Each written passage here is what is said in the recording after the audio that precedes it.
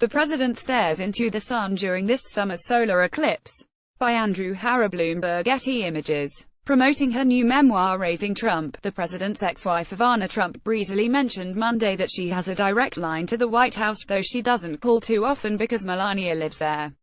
"I'm basically first Trump wife. Okay, I'm First Lady," she added. Generally guarded, Melania issued an uncharacteristic response. "There is clearly no substance to this statement from an ex.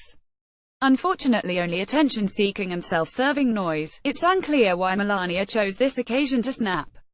Perhaps she's simply getting into the sophomoric groove of her husband's West Wing, which has seemed, impossibly, to be backsliding of late, undergoing a Benjamin Buttonesque regression to what outgoing Republican Senator Bob Corker recently called an adult daycare center, Corker's broadside, for which he began laying the groundwork last week, suggesting that the president's advisors are the only thing standing in the way of chaos, seems to have been premeditated.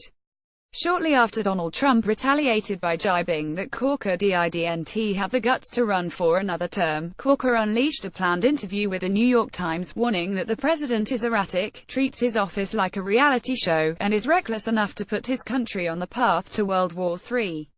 He claimed most other Republicans in the Senate felt the same way, even if they wouldn't say so publicly. Despite Mike Pence's dutiful efforts to rectify the situation in a statement ambitiously aimed at addressing criticisms of the president, Corker seems to have painted a familiar portrait. Speaking anonymously to The Washington Post, one aide likened Trump to a whistling teapot, saying that when he does not blow off steam, he can turn into a pressure cooker and explode. Generally, efforts to prevent Trump overboiling are overseen by the steely triad of John Kelly, Jim Mattis, and Rex Tillerson, though at least two legs of the stool have become wobbly of late. Kelly, as my colleague Gabriel Sherman reports, is clashing with Trump, and could be in line for replacement. Tillerson, who unconvincingly denied recent reports that he had called Trump a fucking moron, has now been challenged by Trump to compare IQ tests. Still, the White House Chief of Staff, Defense Secretary, and Secretary of State remain, as Corker suggested, Trump's primary babysitters. According to Politico, one tactic the three have employed is to encourage Trump to phone a friend for counsel. Corker himself has been a frequent advisor on foreign policy.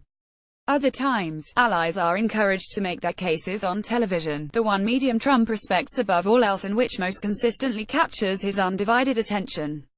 When longtime ally Chris Ruddy was trying to dissuade Trump from firing special counsel Robert Mueller, he allowed himself to be interviewed to leak the news, provoking the outrage he hoped would constrain the president. The triad's interventions are also accompanied by concealment. Politico notes that Kelly oversees what lands on Trump's desk and carefully regulates what reaches his ear. But, despite sticking to a rulebook that might well share the same title as Ivana's memoir, his aides can't control everything. Trump is said to have walked into the Oval Office on multiple occasions and told assembled advisors he knows they don't like various tweets he has posted that morning.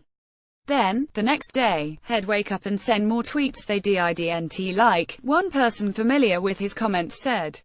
In recent days, reports The Post, Trump's mercurial flashes of fury have moved from teapot to pressure cooker territory, and his attack on Corker took scrambling aides by surprise. His presidency could be doomed, moaned one Trump loyalist, noting the razor-thin margin with which Republicans hold on to a majority in the Senate. Majority Leader Mitch McConnell and his allies were incredulous that the president would anger a senator just a week before a budget vote that is critical to tax cuts. Corker has already said that he has serious reservations about the president's plan to reform the tax code, which he worries will add trillions to the national debt. Trump's fraying relations with the establishment factions of the GOP are not simply bluster, they are part of his political calculus. As he burns bridges in Washington and pushes senators to liken his administration to an unruly primary school, governed by social media attacks and warring wives, he seems to be bolstering his appeal to his base. But catering to those core voters who revel in the chaos also risks blowing up a fragile political coalition. We have been watching the slow-motion breakup of the Republican Party, and Trump is doing what he can to speed it up, said veteran pollster Patrick Cadell to The Post. Trump is firmly placing himself on the outside, trying to become an almost independent president. He knows that many people will be with him, that he helps himself when he's not seen as the Republican president.